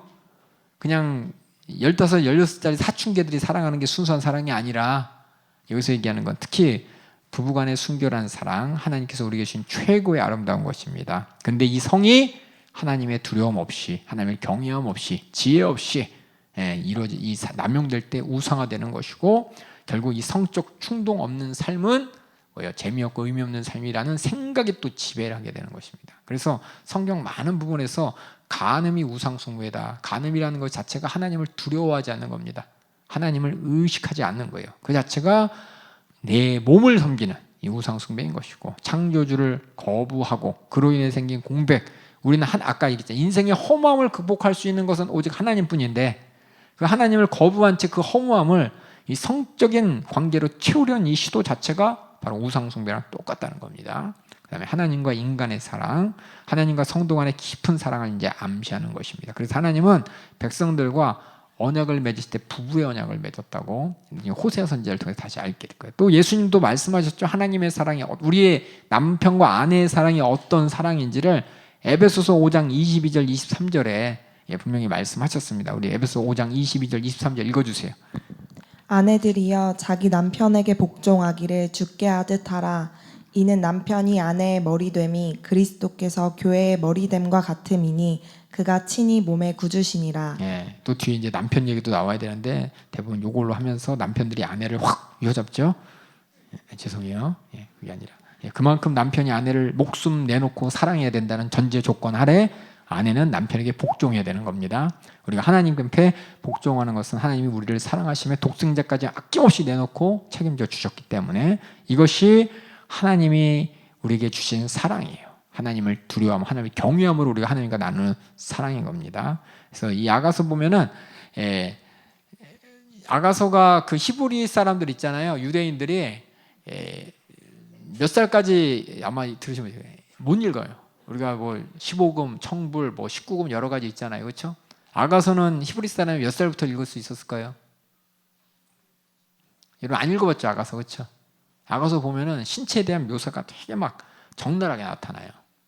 그래서 이 아가서가 젊은 애들은 못 읽어요. 애들 다 나가 그러고 어른들끼리 읽었어요. 혹시 맞춰보세요. 몇 살부터 읽을 수 있을까요? 19살, 19금? 39금이에요. 39금. 그만큼 뭐냐? 우리나라에서도 40이면 불혹이라 그러죠. 모르겠어요. 그 나이가 어떤 의미인지 모르겠지만은 저도 이제 들었어요. 듣기는 확실한 건 아닌데 저도 이제 건너 들었는데 유대인들이 아가서를 읽으려면은 39살 돼야지 39금이에요. 39금. 그때부터 이제 그 사람들 그 밑에 사람들 읽지 말라 그랬어요. 왜냐면 자꾸 내용 자체가 하나님의 말씀인데 막 신체에 대한 뭐 이런 묘사나 표현들이 나쁜 사람들이 보는 잡지처럼 생겨가지고 그래서 그랬나 봐요. 그랬다고 하더라고요. 근데 그렇게 들었어요. 그만큼 뭐냐? 그러니까 여기서 39세 안 되시는 분은 아가서 그냥 패스하세요. 아시겠죠? 패스하시고 그냥 예수님의 사랑 신기하고 놀라워 노래 한번 하고 이렇게 넘어가시면 될 것 같아요. 39세 넘으신 분들 읽으시고 알겠습니다. 그 다음에 그래서 이렇게 아가서까지 각각 주제가 지혜와 인생의 헛됨과 또 하나님의 사랑에 대해서 이게 솔로몬을 통해서 하나님께서 우리에게 말씀하셨는데 이게 지혜서 그래서 5권이 끝났습니다. 제가 말씀드렸지만 지혜서 5권, 이 5권을 통해서 우리가 가장 앞에서부터 차례대로 여러분이 말을 만들 줄 알아요. 글을 써야 돼요. 다 욥기서의 최고의 주제가 뭐였죠? 생각나세요? 하나님의 주권이죠. 인생의 고난과 고통 가운데 하나님께서는 하나님의 주권을 얘기하고 계시고 그렇죠? 시편의 주제는 뭐였죠? 하나님을 찬양하는 거죠. 그렇죠? 찬양하는데 찬양이 2가지가 있죠. 찬양하고 탄식하고. 그렇죠? 찬양과 탄식 그럼 다시 욥기로 보면은 욥기가 하나님 앞에 무지막지한 질문세를 받았을 때, 아, 내가 전에는 귀로만 듣는데 눈으로 보았습니다. 그러고 주 앞에 내가 한없이 탄식한다 그러죠. 예, 그게 뭐냐면 하나님 앞에서 우리의 모습은 하나님이 주권을 인정하고 주권을 인정하는 우리의 모습은 하나님 앞에 나의 무지함과 무능함을 내놓고 탄식하고 더 나아가서 그런 하나님의 나를 향한 그 은혜를, 그 사랑을 알고 찬양하는 게 우리의 목적인 것이고, 그 뒤에 그런 하나님의 주권을 경외하는 것이 우리에게 있어 최고의 지혜인 것이고, 이 지혜로 말미암아 우리 인간의 헛된 모든 것들이 뭐예요? 결국 의미가 생기는 것이고, 그렇죠? 예, 그렇게 하나님과의 관계를 우리가 나중에 발견해. 제가 여기 쭉 써봤어요. 밑에 한번 볼게요. 밑에 박스 져가지고 제가 이게 지혜를 한번 제가 이렇게 쭉 정리를 해봤습니다. 일단 역사서에 대해 볼게요. 모세오경과 12개 역사서, 총 17권의 역사서는 이스라엘 민족을 이야기인데 인간을 향한 하나님의 말씀이에요. 다시 말해 하나님에서 인간을 향해서 말씀하신 하나님이 어떤 분인가를 더 잘 보여주는 말씀이에요. 근데 시가서는 뭐냐면 온 인류가 하나님을 향해서 어떻게 해야 되는지를 설명하는 말입니다. 그래서 하나님을 향한 각각의 우리 개인이 어떻게 반응해야 되는지, 하나님의 주권 앞에 욥처럼 반응하고 시편의 기자처럼 반응하고 지혜서를 읽고 반응하고 전도서를 읽고 반응하고 아가서를 읽고 반응합니다. 그래서 제가 썼죠. 고난이란 무엇인가 라는 주제에 대해서 쓴 것이 뭐냐면 욥기예요. 그렇죠? 예, 그리고 그렇다면 그 욥기가 그 고난을 통해서 배운 것은 하나님의 주권이잖아요. 주권 안에서 그가 비로소 평안과 자유, 행복을 누렸습니다. 그렇죠? 그것을 표현한 게 시편인 것이고, 더 나아가서 지혜, 그 하나님을 경외할 수 있는 게 최고의 지혜라고 가르쳐주는 것이 잠언인 것이고, 다시 한번 우리 인생을 돌아봤을 때 고난으로 가득 찰 수밖에 인생 허무합니다. 이 허무한 인생을 우리가 벗어나게 하는 것이 바로 하나님을 경외하는 지혜인 것이고, 그런 하나님이 나의 그 허무함을 극복할 수 있는 이유는 그저 하나님을 경외하는 것이 아니라 경외하신 그 하나님과의 나와의 사랑의 관계 때문에 극복할 수가 있는 것입니다. 그래서 밑에 또 제가 썼죠. 각각의 주제가 뭐라고요? 욥기의 주제는 절대 주권입니다. 시편은 예배고요, 잠언은 지혜고요, 전도서는 헛됨이고요, 아가는 온전한 사랑인데, 이것이 하나님을 향한 우리의 모습과 연결지어서 절대 주권 옆에 읽어볼게요. 제가 욥기의 절대 주권 옆에 읽어주세요. 시작. 네, 그래서 시편을 읽어야 되는 것이고, 그 다음에 시편 예배 옆에 읽어주세요. 시작. 네, 여호와를 경외하는 마음이 전제 조건이 되어야 되는 것이고, 그다음에 잠언의 지혜 옆에 읽어주세요. 네, 여호와의 경외를 통해서 이제 지혜가 나오고, 그 다음에 전도서의 헛됨, 그건 어떻게 읽어주세요. 시작. 네, 있고 아가서의 온전한 사랑 옆에 또 읽어주세요. 그래서 이 5권이 이렇게 연결되면서 우리 인생 가운데 살아갈 때 나타나는 모든 고민들, 문제들, 삶의 목적과 의미를 이 5권이 다 얘기하고 있습니다. 그래서 그냥 지혜서가 아니라 우리 이 땅에서 우리의 삶의 태도, 하나님 앞에서 우리가 삶의 태도에 대해서 이 5권이 이렇게 서로 연결돼 가면서 이렇게 서로 설명하는 책이 바로 지혜서라는 걸 아시면서 여러분들에게 지혜서에 대해서 설명해 주세요. 주관식으로 이제 나올 거예요, 아마 시험에. 욥기의 주제가 뭡니까? 또 시편의 주제는 뭡니까? 잠언의 주제는 뭡니까? 그걸 통해서 우리가 어떻게 하나님 앞에 반응해야 됩니까? 라고 하면 뒤에 있는 것들 쭉 여러분이 더 좋은 말 있으면 더 좋은 말로 써주세요. 저는 이 정도밖에 못 썼어요. 제가 좀 이과예요, 이과. 그래서 표현을 잘 못해요. 나름 표현한다고 한 게 이거예요. 절대 주권 앞에 하나님 우리가 나오는 하나님 예배할 수밖에 없습니다. 예배하는 그 하나님 앞에 우리의 태도는 하나님을 경외해야 됩니다. 또 지혜 앞에 우리는 경외하는 것이 하나님의 지혜인 것을 알아야 되는 것입니다. 헛된 우리의 인생 가운데 하나님을 경외하고 하나님을 아는 지식으로 이 헛된 나의 인생의 헛됨을, 허무함을 극복할 수 있습니다. 그 온전한 사랑, 이 사랑이 뭐냐? 우리 인생의 허무한 인생, 아무것도 없는 사랑이 하나님이 준 최고의 선물, 그렇죠? 이 사랑이라는 것을 통해 내가 하나님과의 사랑도 내가 발견하고 또 이 허무함을 극복할 수 있습니다 라는 하나님 앞에서 우리의 삶의 태도를 5가지를 통해서 설명했으니까는 여러분들도 항상 우리 신앙생활 이런 신앙생활입니다.